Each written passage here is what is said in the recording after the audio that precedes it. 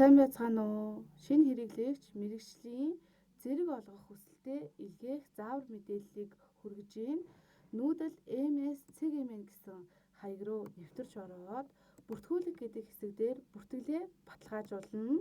Цахим шуудангийн хаяг гэдэг хэсэг дээр өөрийн ашигладаг цахим шуудангийн хаягаа оруулаад нууц үгээ зохиогоод үйлчилгээний нөхцлөө чеклээд бүртгүүлэх гэдэг товчлуурыг дарна. Баталгаажуулах 6 оронтой код бүртгүүлсэн мэйл хаяг дээр нэрнэ. Тэрний дагуу 6 оронтой кодоо оруулаад баталгаажуулах товчлуураа дарнаа. Гэдэг хэсэг дээр бүртгүүлсэн мэйл хаягаа оруулаад нууц үгээ оруулаад нэвтрэх товчлуур дарахна.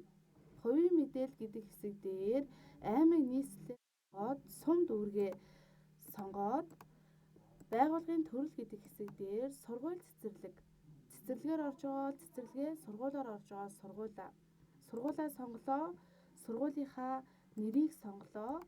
Түүний дагуу албан тушаал, захирал, менежер, багш аль бүртгэлийг хийх гэж байгаа гэдгээрээ угаа бичлээ, нэрээ бичлээ, регистрийн дугаараа орууллаа. Усны дугаараа оруулна. Бүртгүүлэх товчлуур дарлаа. Хүсэлт бүртгэх гэдэг хэсэг дээр хүсэлт өргөө орлоо. За багш гээд ингээд төрлөө сонгоцсон учраас ороод ирж гин. За ерөнхий мэдээлэл нь бол бүртгэлтэй. Одоо зэргийн хүслийн мэдээллүүдээ бүртгээд явна. За C зургийг бол заавал оруулах ёстой. 3-4 хэмжээтэй стандарт хангасан зураг байх шаардлагатай. Эзэмшсэн мэргэжил гэдэг дээр мэргэжлээ бичлээ. Түүнтэйгээ холбоотой материалаа файл оруулах гэдэг дээрээ дарж агаад оруулна. Ажилласан жилээ мөн адил орууллаа, файлаа хавсгарлаа. 25 МБ-ээс дээш файл орох боломжгүй. Анхаарах шаардлагатай зүйл нь PDF болон зургийн хэлбэрийн файлууд орно. Бусад төрлийн файлууд бол орохгүй.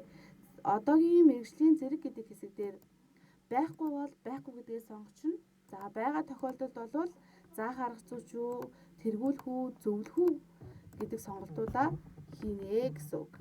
За тэгээд файл оруулах гэдэг хэсэг дээр файлаа орууллаа. Олгосон огноогоо оруулаад файл оруулах гэдэг хэсэг дээр материалаа оруулна. Хүсэлт гаргаж юу мэргэжлийн зэрэг буюу тэ. За дахиад зэрэг хүсэж байгаа бол энэ дээр хүсэж байгаа зэргийнхээ мэдээллүүдийг тэ. За өргөдлийнхөө огноог оруулна, мэдээж өргөдлийнхөө файлыг хавсаргана. Ерөнхий мэдээллийнхээ файлыг бас хавсаргана. За багш нарын зөвлөлийн хурлын тэмдэглэлийг бол заавал оруулах шаардлагагүй. Оруулахаар болвол энэ дээр хувийн тавиад файлаа хавсгарчих нь байна. Тайлбар хэсгээ бас сайн уншаад үзээрэй. Зөвхөн зураг болон PDF файл хавсаргана гэсэн байна. За ингээд талбараа бүгд дууссан болвол дараах гэдэг товчлуурыг дагна. За тэрний дараа шалгуур үзүүлэлтийн дагуу файлуудаа оруулна. Шалгуур үзүүлэлт болгон дээр файл оруулж иж цаашаага илгээгдэх боломжтой болно шүү. Дутуу файл оруулсан тохиолдолд бол илгээхдэггүй гэдгийг сайн анхаараарай. Хадгалгаа дарлаа. Бүртгэл дуусгах гэх юм бол дуусгах боломжгүй буюу илгээгдэхгүй. Тэгэхээр энэ дээр байгаа бүх файлуудаа оруулж дуусгаад илгээх нь шүү. За хадгалсан файлууд нь бол буцсан ч гэсэн файл нь бол байж байгаа гэсэн үг. Хавсаргасан файл ногоон дээрээ дарахаар тухайн файлын мэдээллүүд маань харагдаж байгаа. Анхаарал хандуулсанд баярлалаа.